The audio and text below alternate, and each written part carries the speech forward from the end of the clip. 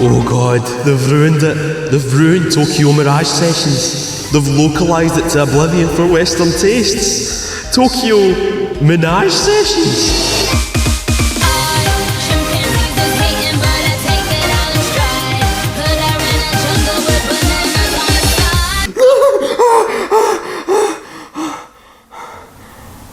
Actually, I'd play that.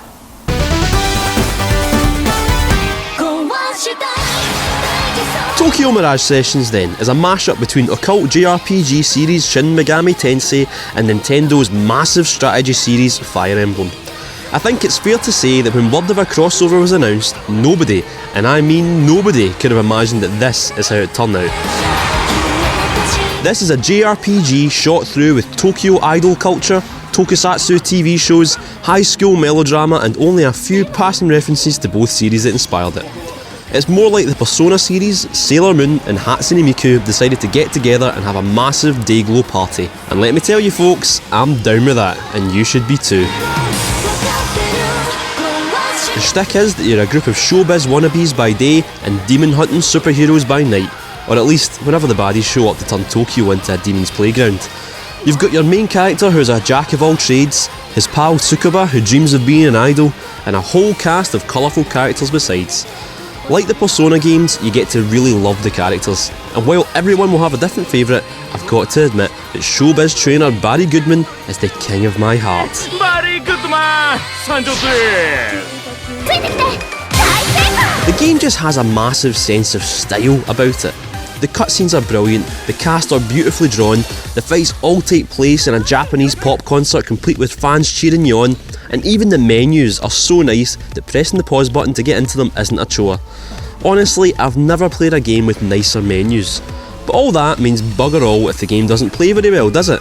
Luckily, this is one of the most enjoyable JRPGs I've played in a long time, because the whole thing is so simple. You wander about Tokyo getting into conversations and finding out about this episode's main mystery, then some baddies appear and make a gate to the idolosphere, which is where you jump in to make your way through dungeons and get into fights. The fighting system is turn-based, but it moves lightning quick.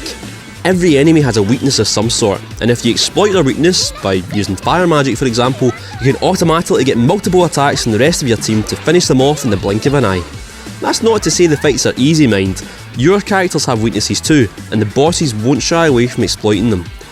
Another thing that makes the fight so enjoyable is the special moves that all look brilliant. All the impromptu pop performances that randomly show up, making your attacks better, but also giving you a wee song to sing along to. The more fights you get into, the more experience you get and the more baddies you hoard, which you can then fuse with your ethereal pals from the Fire Emblem universe to make new weapons, and new weapons let you learn new skills. It's an addictive wee hook the game has. Every half hour or so of play feels like an episode of a TV series, and the rate you unlock new stuff at means it's not as dull as some JRPGs can get. The game is clearly a labour of love by the folk that made it, a real passion project and an authentic slice of Japanese culture, which makes it a wee shame then that there have been some changes on its way from Japanese. But here's the thing, it's not like we live sheltered lives here in the West. Your average Saturday night in Sauchiehall Hall Street in Glasgow will show you a lot more than gets left in the cutting room floor after this kind of localisation. Similarly though, if you're that desperate to see video game tits, you're pretty well catered for with plenty of other games right now.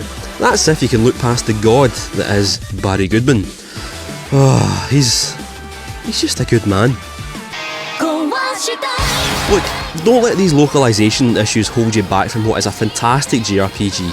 It's fun, it's colourful, it's addictive, it's charming, and it's such a breath of fresh air for the whole genre.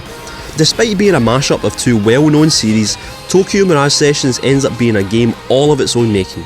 There's really nothing else like it, and if you own a Wii U and you like JRPGs, you owe it to yourself to play it.